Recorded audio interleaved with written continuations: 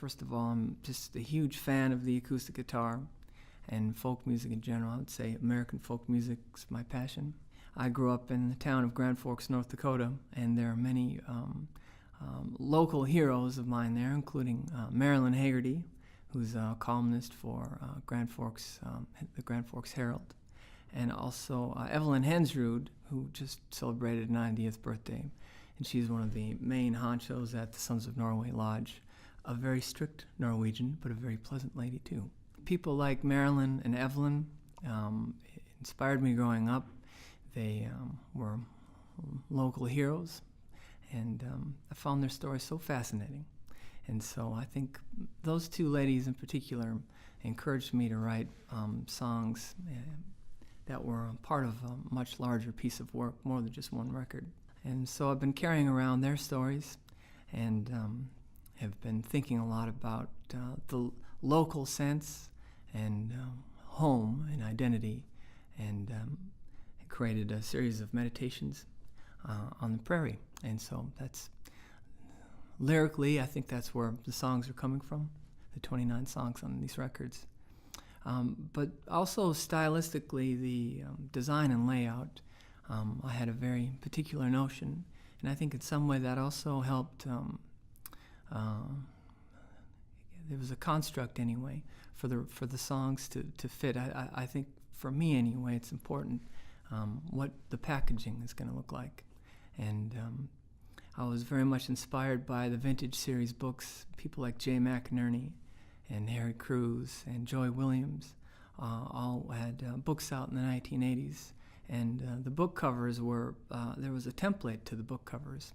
And it seemed like for every new author that was on that series, they just put a new picture right in the middle of it. So there was some familiarity going from one book to the next, no matter if if the authors differed from each other. So you'll probably see a little bit of that if you look at the record covers. There's a template going on there, and it's congruent, you might say. Over the course of the three records, I would say there are some very old songs of mine, old compositions, and I think maybe I've just felt relaxed enough to open up the old books and to revisit some of the first songs that I ever wrote. For instance, Tell Me Lord, I think, is the first song that I wrote, and on my latest release, North Dakota Impressions, The Horses Will Not Ride, The Gospel Won't Be Spoken, Fit to Be Tied, both very old compositions. And on the first record, there were a couple songs that actually didn't make the record. But again, some of the compositions are very old. So I think this is part of what ties the trilogy together, are just being young and wild as a songwriter. And some of the stories are based on actual locations in North Dakota, but they're also made up too. I think that's what happens when you're starting out as a songwriter. You take a lot from what's around, but then again, you are just wild with your imagination, and you come up with all sorts of fantastical stuff. Maybe over the course of my songwriting career, I've tried to get away from that and maybe fit into a certain mode of songwriting.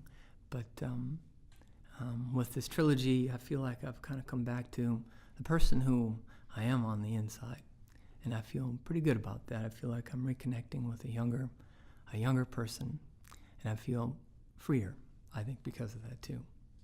But also, I've been highlighting some of these local heroes of mine, Marilyn Hagerty, for example. There's one song in particular on Grass Punks entitled Stuck on the Roof Again, which is an actual tale of Marilyn Hagerty getting stuck on the roof. I just think it's important in a way to tell those stories about the local life, about the folkways. I think for me that is so important, not what's happening in the big cities, but what's happening on the small farms and what's happening in some of those communities. I think it's so much fun for me to be able to shine a little light into those dark areas. We'll start off with Perfect Abandon, the second record in the series, in the trilogy. That was recorded in Bristol, England with John Parrish, who I've worked with before on a record, Cavalier. We did a record in 2007. And I've always liked his production. and his solo work to me it meant a lot to me.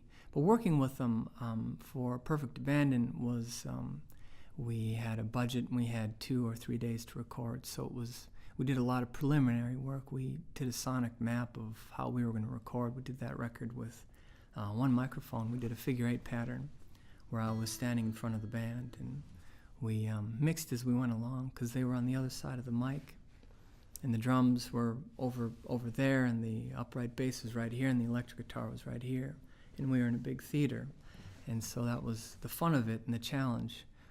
We would do a take of a song, and John would come out and say, okay, the bass is a little too hot, so bass step back 2 planks. We were on a hardwood stage, and that was our measurement. There were planks, so he would move them back 2 planks. We'd do another take, and then he'd come out and say, bass is fine. For some reason, the drums need to come up a little bit, so David Butler, who played drums, move your kit up about 2 or 3 planks.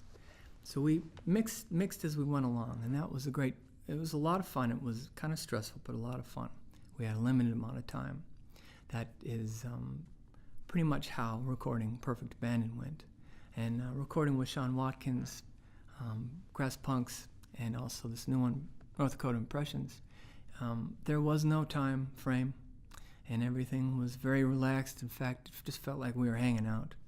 And so I would come over, and Sean would be sitting at the kitchen table with a cup of coffee, and I would play him the song, and he would listen to the song the whole time through, and then he would say, okay, let's do it one more time. And he would have the part already sculpted in his head.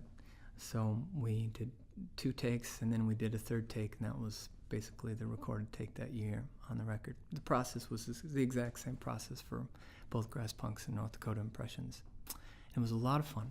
Very easy, no pressure, and a lot of fun.